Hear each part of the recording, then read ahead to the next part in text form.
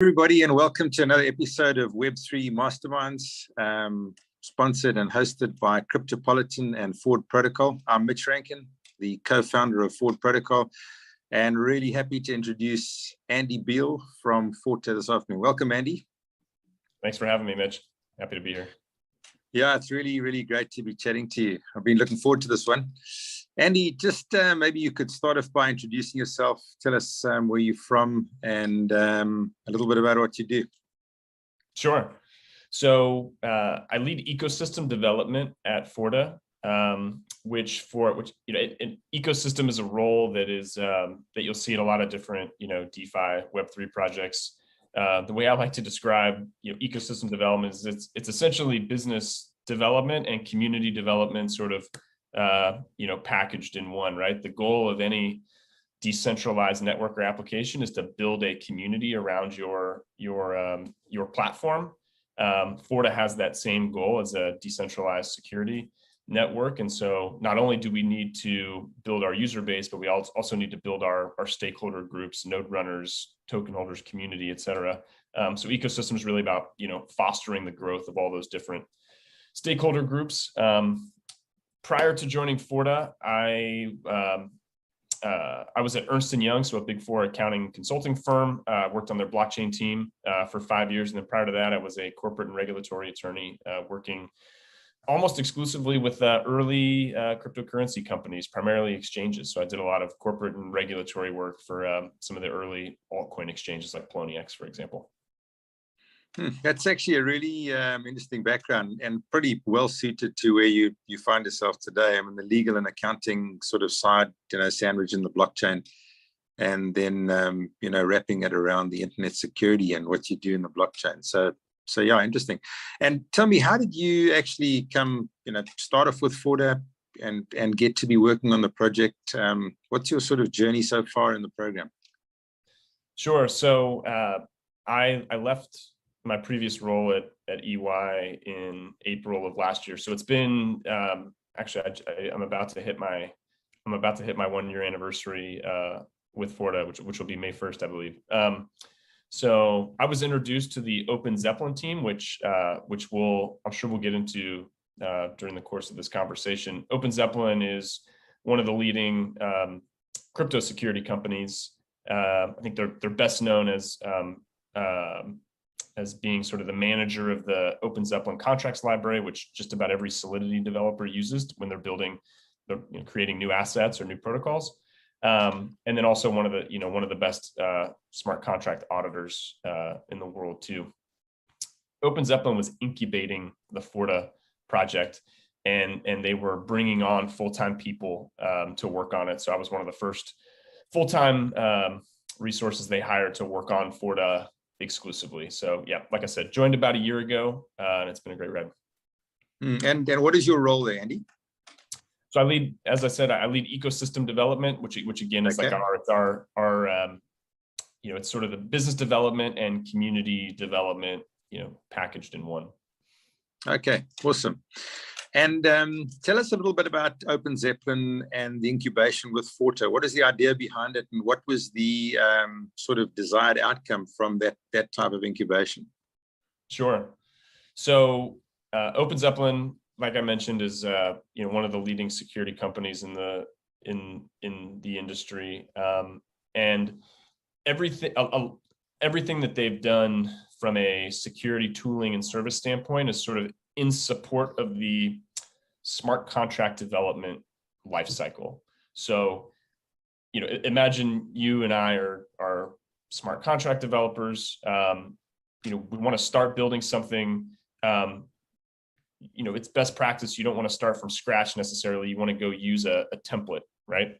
And so Open Zeppelin provides a lot of standard templates in their contracts library to make it easier for developers to start building in Web3. And then once you've built something, whether it's a protocol or an asset, it's best practice to have those contracts audited by a third-party security reviewer, right? Hopefully you're getting multiple audits done, and those auditors are coming in and they're looking at the code that was written and they're trying to find bugs, vulnerabilities, other issues, and point those out to you before you launch your protocol, your asset, right?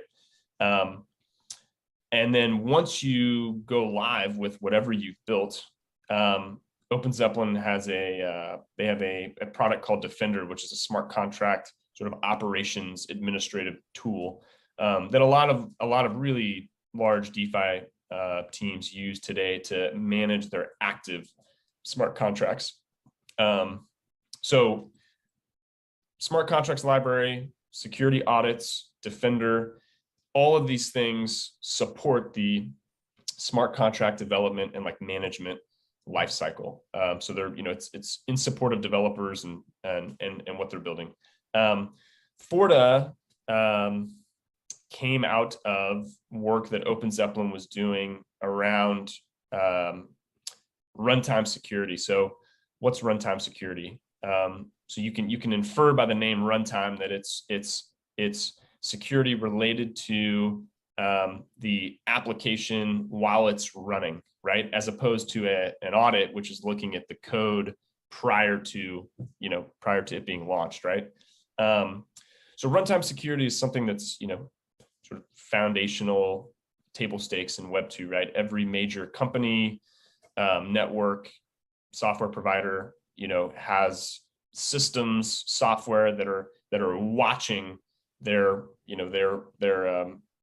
watching their platforms, their networks, their applications in real time, right? And trying to spot threats, trying to spot, other operational issues. You can kind of think about it like the equivalent of, this is sort of a layman analogy, but the same way that like a pilot has an instrumentation panel on their plane, or the same way that like an F1 driver has an instrumentation panel on their car, and their team in the paddock, has all the statistics and metrics they need, right? To know what's going on with the car and the plane in real time. Same sort of concept, just apply that to like a network or a software, a software program, right? So you still want to know what's going on in real time. So we call that runtime security, runtime monitoring. And Open Zeppelin saw that as a gap in the market, right? There were more and more developers building and launching things. But once you put your contracts onto a blockchain and users start to interact with them and other teams start to build on top of them, it becomes a bigger and bigger, your contracts and what they're doing sort of block to block becomes a bigger and bigger, risk area and point of focus. And there just weren't great tools available for developers to monitor their contracts and to monitor their protocols in real time. And so Open Zeppelin experimented, with a few solutions. There's a feature inside of their Defender application called Sentinels that allows teams to sort of very easily monitor their contract activity.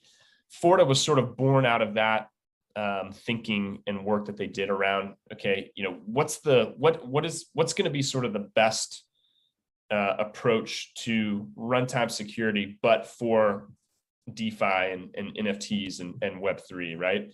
Is it a centralized approach where Open Zeppelin was just going to build a SaaS product and then sell it to the market, right? Just like you would in Web 2, right? You're selling to a bank or a fintech, right? So that's one model, and that model that's a fine model. Yeah. But the other model, the more sort of Web3 native model is, maybe we can do this as a decentralized network, right? Maybe we can create a really flexible platform that any engineer or DeFi project or NFT issuer, right, can use to monitor their own contracts. We don't tell them what to monitor. They come up with that on their own. They can leverage their communities. They can leverage, other developers to do it. And you end up with this sort of community approach to security as opposed to a very sort of siloed, centralized approach to security. And our opinion is that is really the only sort of truly scalable way to really provide good runtime security in Web3. the space grows so fast. There's so many new projects launching every day. There's so much composability. Everyone's integrated with everybody else. So it's really hard for like a single company or a single team to sort of cover that surface area, that ever expanding, surface area. And so we think a decentralized, community-based approach is just going to be much more effective long-term. Yeah, I think it's 100% right. And it also creates the incentive for the community, which is, a core sort of part of Web3, which is the ownership part, where they can get involved and they've got an incentive to make sure that Forta actually works and runs effectively. But I'd like to dive into that and we talk a little bit more about security. So just so we understand, when you create a smart contract, it gets audited and it sits there and it's passed an audit before it actually goes live and people start utilizing it and building on top of it. And then you have real-time security and operational monitoring, which Forta provides. And they do that across the space to find any sort of anomalies in NFTs, DeFi's, governance, any sort of Web3 type applications. So have I got that right, Andy? That's right. So I think there's sort of two categories of things that a DeFi project or an NFT project or some other application wants to monitor for. One bucket is what we call operational monitoring. That's like going back to like the pilot and like race car driver analogy, right? That's the sort of instrumentation panel. I just want to make sure that everything about my system is working like it's supposed to. I want to make sure my oracles are working right. I want to make sure my liquidity is sufficient. I want to make sure my governance processes are working. I want to make sure asset pricing is where it's supposed to be. So none of that is malicious activity related, suspicious activity related, right? It's just sort of system health, operational monitoring, and that's best practice to do that. The other category is threat detection, monitoring for malicious actors, malicious transactions, suspicious activity. And what we've found is that most teams are very capable of doing operational monitoring on their own because they're the experts in their system because they built it, right? So they know their system inside and out. They know that makes sense. On the threat detection side, they are not experts in, DeFi exploits. They're not experts in, common attack patterns. They're not experts, in sort of mitigation techniques. And so they either rely on third parties like an auditor to help them with this, or they just don't do anything. And so one of the areas, pray and hope for the best. Pray and hope for the best. And one of the areas where Forta is especially focused right now is on the threat detection, suspicious activity detection side of things, because if our goal is to detect those threats as early as possible using a lot of different techniques, because if we can do that, we can alert a team or a community and give them an opportunity to, at best, to eliminate that risk, right? Before it causes damage, or mitigate the damage, right? To the extent that they can't completely prevent it, at least they can mitigate it. So it's a lot about runtimes. I guess a lot of the value of runtime security is just sort of giving teams and communities real-time intelligence on what's happening and give them an opportunity to react to things, right? Because you can't react if you don't have data, to look at, right? So you've got to have good alerts to look at, and then you can take smart sort of, responsive action, whatever that may be. Okay, so just to make it clear in a sort of user experience, if I was a company or a project and I came to Forta and I wanted to use the tech to, detect any malicious intent or anything like that, how would I go about it? How would I interact? And how would the community support me in that role of, detecting it? Is it a bespoke, application that we're going to create for Forward, for example, or would it be something generic that you get the community involved in? How does it work? Yeah, it's a great question. So we use the DeFi protocol as a user because they're the best example. So So imagine you're a DeFi protocol. There are two ways that you can leverage Forta today. And remember, Forta is we're a platform, not necessarily a product, right? So our goal is to be as flexible as possible and support as many use cases as possible. So the first way that a DeFi protocol can use Forta is, and I guess let me back up real quick and give the listeners another analogy. So you can think about Forta like this giant security camera and alarm system for DeFi. The difference with Forta compared to some other sort of more centralized security solutions is that anyone can install a little security camera on Forta, and the Forta network will run that camera 24/7. So imagine any DeFi project can install one or more cameras on Forta, and a camera is just a little, we call them bots, but it's a piece of code. It's a piece of logic that a developer will write that is identifying certain characteristics or parameters or state changes or transaction types, whatever a protocol cares about watching, looking for, being alerted about. They can specify that in what we call a bot. You can think about it like a little security camera. Yep.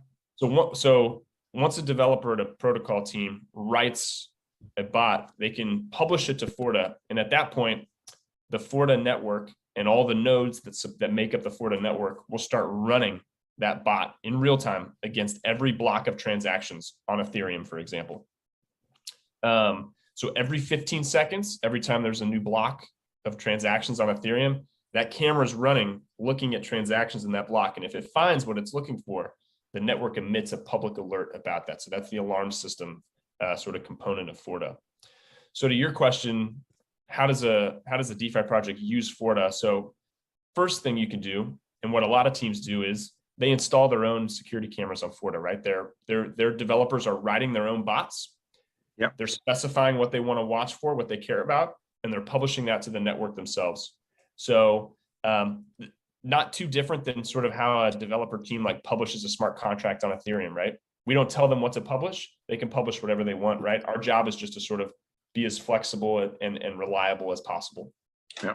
So that's one way. So teams can develop their own stuff and publish it on Forta. That's number one.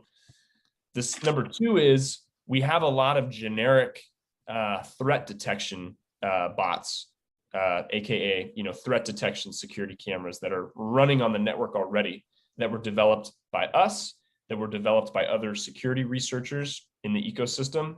Those have already been published on Forta, and those are generic. They monitor all blockchain activity for suspicious events, right? Like withdrawals from Tornado Cash, or large flash loans, or reentrancy attacks and things like that, right? These are a lot of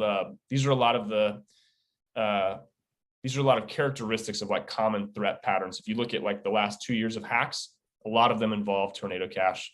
A lot of them involve large flash loans. A lot of them involve Oracle manipulation and things like that.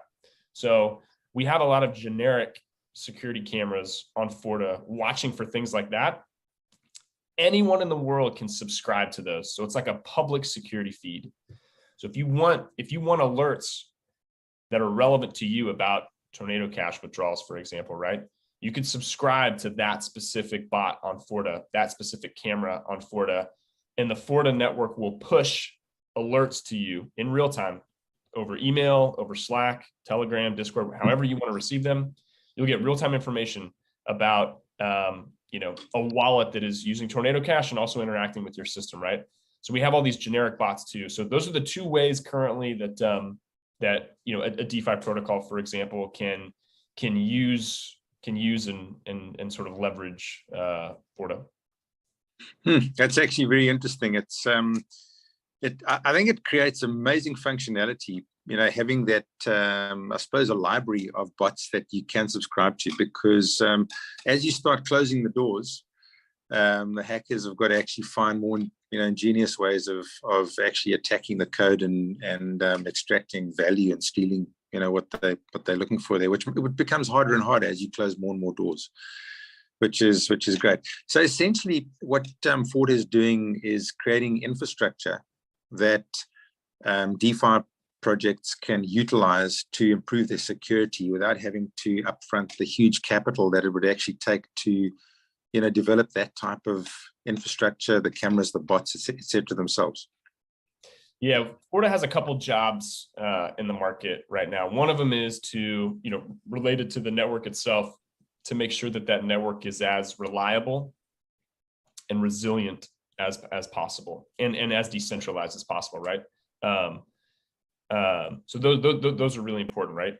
Because teams are relying on Forta for monitoring, right? It's a critical function, so we need to be up running optimally 100% of the time. But we have some other sort of softer responsibilities too, right? One of them is we need to drive best practices in the industry around runtime monitoring and alerting, right? Because what we found is that there's a pretty steep drop off after you get past an audit. And let's say once you set up like your bug bounty, which is also a really popular, security mechanism for teams. Once teams do that, there's a pretty steep drop off in terms of like sophistication about what to do from a security standpoint after that, right? Fortunately, I think teams are realizing that real-time monitoring and alerting, and then incident and emergency response, which is like what you do once you get an alert about something, right? If you get an alert that says my protocol's under attack, what do? A lot of teams don't have a plan in place, right? You should have, you need a checklist that says, if this happens, we do A, B, C, D in this order. This is how we communicate it. This is how we respond, right?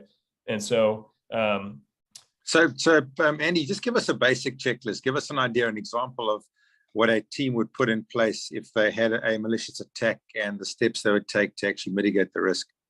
Oof, good. So I am not an expert in incident and emergency response. What I can share though is that there are essentially two ways that a team can respond to any alert, right? Whether it's sort of a threat related alert, or whether it's just a sort of a critical like operational alert, right?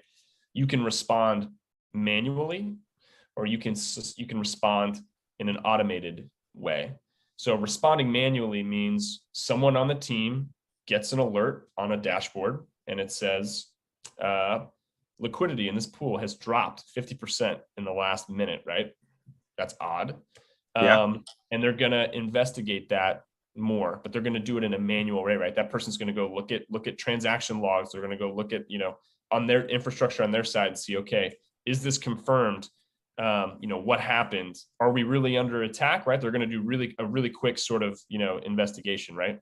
And then you have automated action, which is if this trigger happens, then this response automatically gets triggered, automatically happens, right? So for example, to use the same analogy, if liquidity in this particular pool drops below a certain threshold in this time period, we're not going to rely on Johnny to sort of look at it and figure out what happened, right? We're just automatically going to pause that buy ourselves some time to actually figure it out. Yep. Or we're going to suspend further liquidity being sent to that pool, because we want to mitigate the risk if it is in fact an exploit, right? And you're setting that up automatically, so those things automatically happen when this alert comes in. So those are sort of at a high level. Those are the two ways that you can respond to any sort of alert or event. I think manual response is much more common today. But I think there are a lot more tools, and teams are more interested in implementing more automated response mechanisms right now. We're seeing that trend. Yeah, I suppose that might be handy to have something more automated because it's watching all the time. And if you haven't got a team member that's on the ball, or they're busy with something else and they miss it, I mean, liquidity can get drained pretty quickly. And exactly. You can lose a lot in minutes. I mean, a huge amount. So Andy, I want to ask you your role as being involved in the ecosystem, which you said sits between the token side and the community. Is that correct? What is like, how do the two marry up, and how do you get your community to actually participate in Forta and what you're doing and actually building that, put that out? It's a great question. I think it's an important question for every, decentralized project. This is a question every, I think, decentralized project thinks about a lot. How do you seed? How do you grow, and how do you sustain your community? I think a big part of it, like I think everyone sort of has a slightly different approach here, but I think one key thing that every team probably agrees on is that your mission or your goal, whatever the goal of the product or network is, right? Like that needs to be really clear to people. And it needs to be clear to people, especially like on the contributor side, because if you're trying to develop a community that's ultimately going to operate whatever you're building, right? They need to know kind of why they're doing it, right?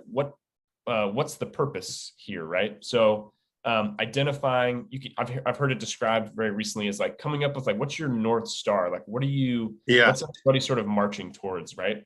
And for us, we want to secure every transaction and asset in Web3. That's the goal, right?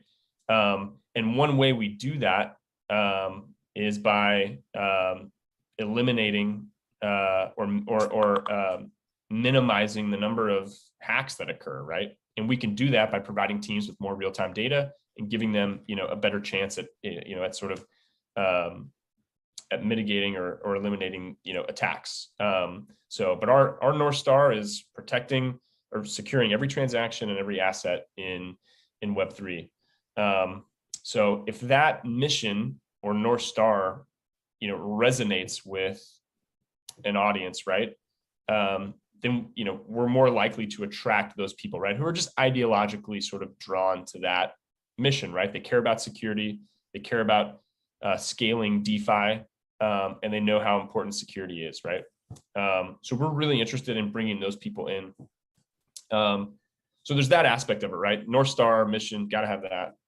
The second piece that I think is important is, and it's sort of in addition to it's in addition to having your mission and North Star figured out, is like, how are you incentivizing these contributors, right? Because you may find a few people that are willing to work for free and be very, gratuitous with their sort of time and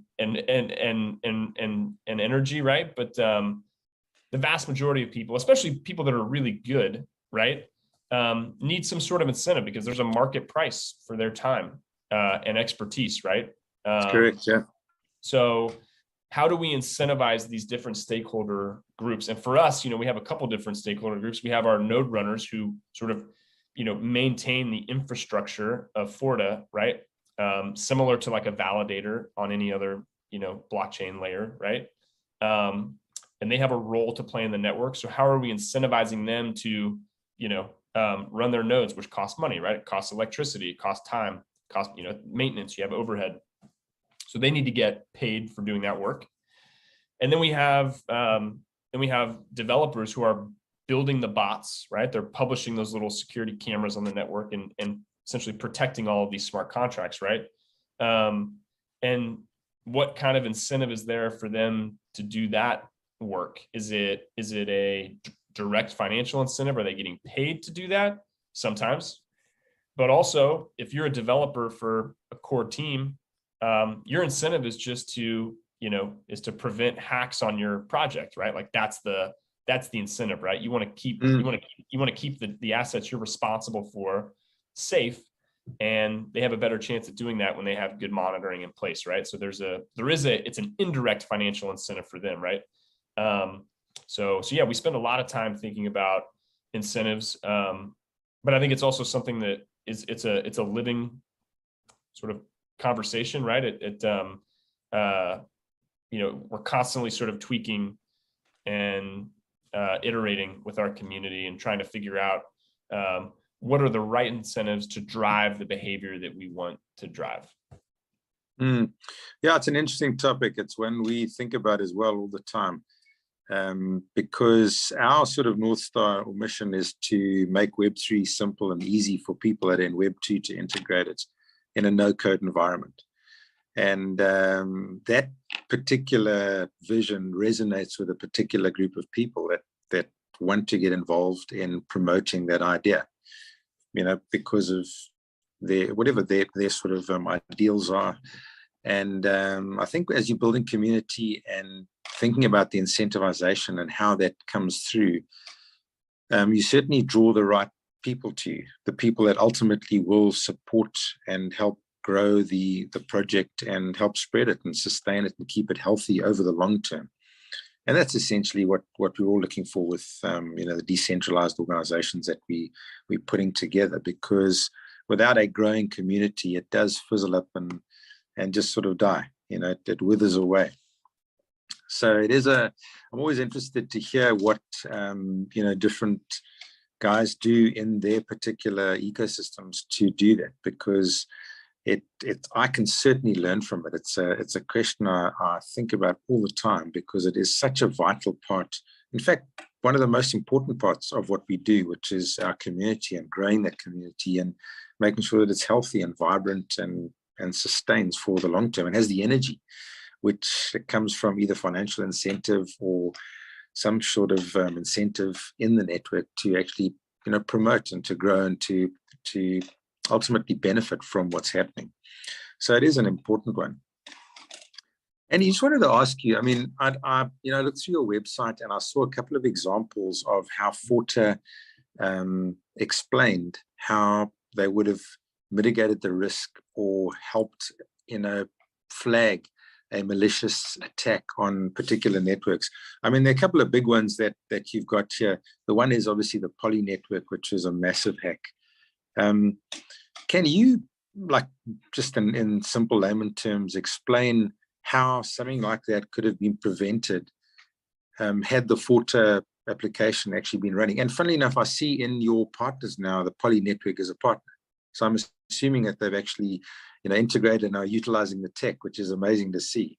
If they'd done it before, they would have actually, got away and mitigated that risk. It wouldn't have had such a bad effect on the protocol. So if you could tell us in just layman's terms how that could work, that'd be great. Thanks. Yeah, it's a great question, Mitch. And you sort of highlighted something interesting there, which is that unfortunately, teams don't appreciate the value of things like real-time monitoring and alerts and incident and emergency response until they have gone through a hack, right? Close the door when the horse is bolted. That's right. So unfortunately, exploits are one of the best marketing tools for Forta. But we can't rely on that, right? Because we want to try and preempt it's like that. So yes. So to your question, sort of walking through how Forta would have prevented some of these attacks. So I guess without sort of unpacking like the fact pattern of each one of these, what is obvious if you go back and look at exploits over the last 2 years is that almost all of them take place over the course of several blocks. And I use blocks just because that's sort of our unit of measurement on a blockchain, right? But and some of them take place over the course of days or weeks, even months. And that is because usually exploits require some sort of setup, right? You need to sort of arrange everything. If you're the black hat hacker that's trying to attack a system, you need to set some things up before you can actually execute your attack, right? And so what anyone will learn looking at historical attacks is that there are some very common sort of repeated signals that you can pick up on that would tell you or give you some insight into, okay, how is this person setting up this attack? Are they setting up an attack, and sort of what's their likely who's the likely victim, right? What protocol or asset are they going after? And so we have a number of people on our team now that spend a lot of time researching exploit patterns to try and figure out what those early signals are. And then, what Forta can do, and what we hope it will continue to sort of improve on, is making sure that the teams who are the intended victims of those attacks are getting the alerts about those early signals as soon as possible, right? So for example, if Forta can alert a team 30 minutes before a hack, right? They might not be able to prevent it because they can't pause their contract, but at least they'll be able to notify their community saying, hey, don't put any more liquidity into our contracts right now, right? Because we think we may be under an attack. And they can determine that by, looking at some of these early sort of setup patterns, right? So like, did someone deploy a new contract on a blockchain that was funded by Tornado Cash, which is a common sort of, a common sort of protocol hackers leverage, right? And is that Tornado Cash funded contract pointing at my contract, right? So if you can find something like that, it's sort of like it would be a like red flag. Yeah. It would be picking up on someone pointing a gun at you from a mile away before they pull the trigger, right? Yeah. Is that pointed at me? And if it is, maybe I should move out of the way, right? Or maybe I should, do something else. So so a lot of Forta, what we hope Forta is used for is to identify a lot of those early signals and alert teams so that they can do whatever they need to do to try and prevent that or mitigate that. There are also, so that's one sort of stage of an exploit where Forta can provide a lot of value. The other is while an exploit is in progress, or even after an exploit has happened, sometimes teams don't know that it happened. If you don't have monitoring in place, you don't even know that you got hacked until someone tells you, or until you find out on your own, right? So we saw this with the Ronin attack last week or 2 weeks ago, right? There was, their bridge was hacked, and it took 6 days for the team to find out because some user ended up telling them, right? Because they were trying to pull liquidity out and there wasn't any liquidity there. It was gone. So having really basic monitoring in place would have immediately alerted the Ronin team that something had happened, right? And they, there's a bunch of liquidity missing. And then it's on them to sort of take whatever, corrective or mitigative action they need to take. But that's really, I guess, another reason why just knowing about something is really helpful. Even if you can't prevent it, knowing about it's helpful, because for 6 days, there were like naive users leveraging the bridge, continuing to send liquidity there, right? And it had already been exploited. And so the attacker could in theory have kept removing new user assets out of that bridge, right? Because people kept depositing into there because the team didn't tell them to stop. So crazy. You could have prevented 6 days of user deposits, right? So something as simple as that is really valuable, right? Forta, we can have an impact on early detection. We can have an impact on alerting a team or community even once something happens, right? Because there's still a lot you can do even once something's happened. So those are sort of that's sort of how I would dissect the applying Forta to to some of the yeah, it's a good example and well explained, Andy. The thing that sort of always amazes me is like in the space, things that detract and actually slow it down are things like attacks and exploits, because it creates fear and it basically puts the brakes on in a space where we try to push the boundaries. We're trying to get momentum, to get adoption, etc. So essentially, the more security we had, even though it does cost a bit, overall actually impacts the space positively. because you have a lot more malicious attacks and a lot less theft and that sort of fear that is created from that.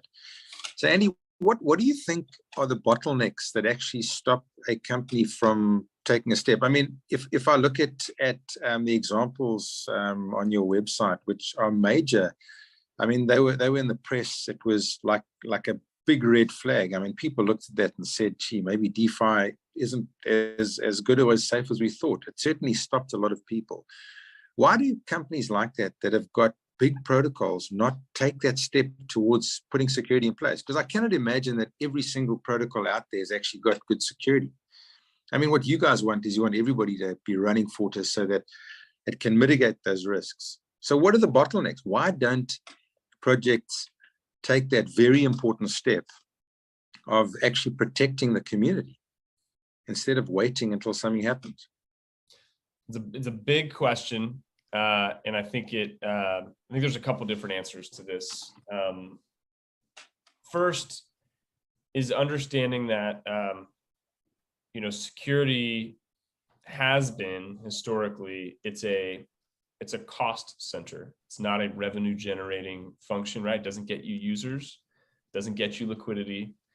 And so, it unfortunately oftentimes is deprioritized over user acquisition, product, marketing, etc. Right? So that's one thing.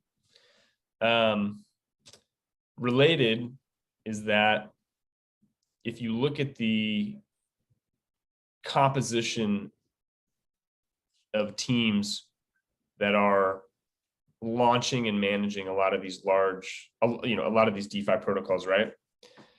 They are primarily smart contract engineers, right? Web developers. Maybe you have some ecosystem people like me, right? Some non-technical folks. And they're small, and the teams are small by design. And so, what you don't have are dedicated security people that are working for these startups, right? Because again, it goes back to their priorities, right? Their priorities are product and user acquisition and liquidity acquisition and marketing, right? And so if those are your priorities, you're staffing your team to support those functions, and you aren't hiring or looking for people to support the security function, right? So I think it is unfortunately, and I don't think it's intentional, right? Teams are not intentionally sort of under-investing in security. It's just not a priority. It's not a priority because they're usually not security people, right? And so they're not thinking about that. They're not trained to think about that, right? They don't have experience. They don't have Web 2 experience in security, and so I think the space suffers from that, right? You have a lot of really small teams that don't have full-time security people on staff, and so security is not something that's considered in protocol design. It's something that's considered right before launch when they need to get an audit because the industry expects them to get an audit, right? Right? Unfortunately, right? So it's a check the box sort of thing. Now, that's not all teams. So I want to make it clear though, that was a generalization, right? There are certain teams like Yearn and Maker and Compound and others, right? A lot of large protocols do a fairly good job of investing in and prioritizing security, right? And there are, they have unique arrangements for how to sort of staff that function, right? Like Compound outsources a lot of the security work now to Open Zeppelin. Yearn, on the other hand, has a full-time security team in-house, right? And that's their approach to it. So every protocol and project can take their own approach. But what we're seeing is as your risk profile increases over time, as you get more users and more liquidity, more TVL, you need to change how you think about security, right? Because your risk is growing, every day. And is it a scaled approach that can be taken? So like if a protocol has a low TVL and they're growing, they could say, let's just go for a lightweight type security function. And at this point, we need to increase it because of these factors, et cetera, et cetera. Could they take an approach like that? So I think that's I think it's the most practical, realistic approach, because look, at the end of the day, like all of this is whether to spend money on something or not spend money on something, right? It's a business decision, right? What reward am I getting for spending that money? And like, what's the risk of me not spending it, right? So if you think about it from a security standpoint, if I have 0 in TDL because I just launched today and I have no users, right? Spending $1 million on security when I have 0 risk doesn't make any sense, right? It doesn't make any sense. Like the calculus doesn't make sense, right? Yeah. So you're not going to see a team spend $1 million on security outside of an audit, for example, right? Because they need to have an audit prior to launch, right? Yeah. So, but the calculus changes when they suddenly have 100 million in TVL. Now their risk profile has increased. Now, does spending $1 million on security a year, is that a cost that that's sort of worth incurring to protect the 100 million in liquidity and users that you have? Maybe. That's for the team to decide, right? I think isn't there also a marketing opportunity for a team there to say, man, we're a secure protocol. I mean, we've taken security seriously. We've spent this type of money on it, and your money will be safe with us because of these factors. Is definitely a differentiator. And I think that when you have a spectrum of, projects and options as a user, right? And you have very credible projects, right? And you have very low credibility projects, right? How do those teams sort of differentiate themselves, right? When there aren't best practices and like industry standards or regulatory requirements that force everyone to sort of, that put everyone on the same playing field, right? Yes, security can absolutely be a differentiator. The question just becomes like, does your user base value that differentiator, right? Are they looking for a platform that is the most secure, right? Maybe not, right? I think every user. But isn't that the way you would sell it though to your community? It's absolutely it is an important thing. Yeah, it is absolutely important. It's important from a branding and optics standpoint. But I'll give you an example. If you're a new DeFi protocol and you are going after the degen of degen, sort of users, right? Who just care about high yield APYs, right? And don't care about anything else. And they understand they're taking a big risk. Maybe that user base may prefer you take that $1 million that you were going to spend on security and put it into liquidity mining rewards or something like that. But I think the more sophisticated your users are, the more institutional they are, the more money they have, security becomes a much more important thing for them. I would imagine with more institutional investors, their governance would require them for a protocol to have a certain level of security. So I would imagine that's a really good angle, because otherwise they're just going to sit on the fence and look for somewhere where they have a safe option. The board will make a decision to go with a different company. No. Or a centralized option. Or centralized, yeah, exactly. Andy, we sort of getting to wrap up. I just wanted to ask you if there are engineers and more sort of technical guys, smaller teams, etc., that are wondering about security and thinking, like, what is the next step? What would be some pointers and advice you could give them in thinking about what Forta does and how they could, take advantage of the application and the platform and grow with it so that they can provide a secure environment for their users? So the first piece of advice I would give is to, an individual developer or a development team that's working on something, or they've already built something and they're launching it. They've launched it and they're maintaining it, right? I would encourage every one of them to think about security as a continuous process, right? It's not something that you start and stop. It's something that you always have to do. And it's something that you start doing. Something you should start thinking about the moment you start developing your protocol, right, in the early development phase. And then it's something that continues on once you launch your protocol or your asset, right? That's where real-time monitoring and alerting and incident immersive response come in. So teams need to be doing all of these things. And it's, if you're doing them all, you know, and you're doing them all, you know, you got to, I kind of think about this approach to security. It's sort of a concert, right? You have all these different, you know, instruments and players, right? And they all need to be playing to the same sort of sheet music and beat.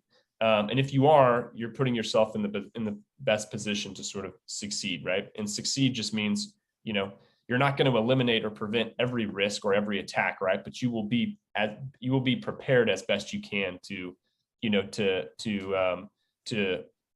identify those things and respond to those things. So that's number one, just having a very comprehensive, sort of holistic view of security.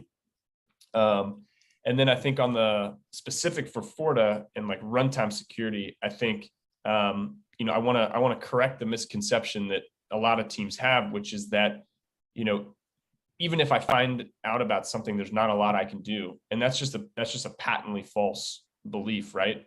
There are a lot of things you can do if you're willing to invest the time and money to identify threats and other issues before they happen.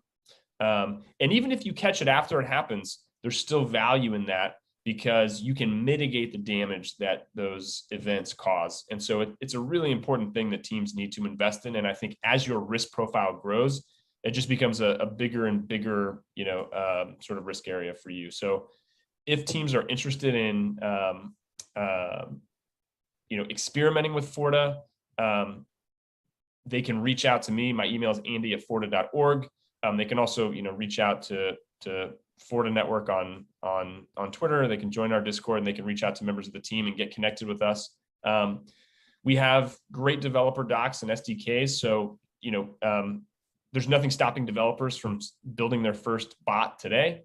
We're also interested in teams and individuals that run nodes on our network, right? That's a big, helping us with infrastructure is a big, is a big value add too. And so if you are interested in running a node, we actually just launched what we're calling like our fortification phase today, which is like an incentivized sort of test net or incentivized network right now. So we're testing out staking and slashing for our nodes right now. And during that process, we want to onboard hundreds of new node runners. And so anyone who's listening that's interested in supporting Forta on the node side can sign up through forta.org. There's a sign up sheet there.